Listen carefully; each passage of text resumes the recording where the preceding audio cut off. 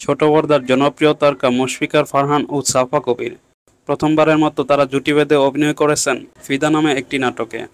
Abraham তামিমের গল্প, চিত্রনাট্য ও সংলাপে সিএমবির ব্যানারে নাটকটি নির্মাণ করেছিলেন রুবেল আনস। নাটকের গল্পের মূল চরিত্রে ছিলেন তুষার ও পুষ্প।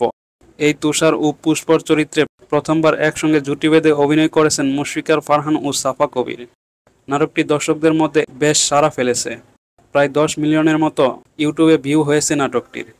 আবারও আসছে এই জুটির নতুন একটি নাটক। নাটকটির নাম হচ্ছে দম। এই নাটকটিও নির্মাণ করেছেন রুবেল আনস। নাটকটির চিত্রনাট্য ও সংলাপ লিখেছেন আব্রাহাম তামিম। নাটকটি মুক্তি পাবে এনটিভির ইউটিউব চ্যানেলে। কোটা আন্দোলনের পরিস্থিতি স্বাভাবিক হলেই দম নাটকটি ইউটিউব চ্যানেলে রিলিজ করা হবে। অন্যরকম এক ভালোবাসার গল্পে নাটকটি নির্মাণ করা হয়েছে। বর্তমানে মুশফিকার ফারহান বেশ সময় দিয়ে নাটকে অভিনয় করছেন। আর মুশফিকার ফারহান এবং সাফা কবির জুটির নতুন দর্শক তৈরি হয়েছে।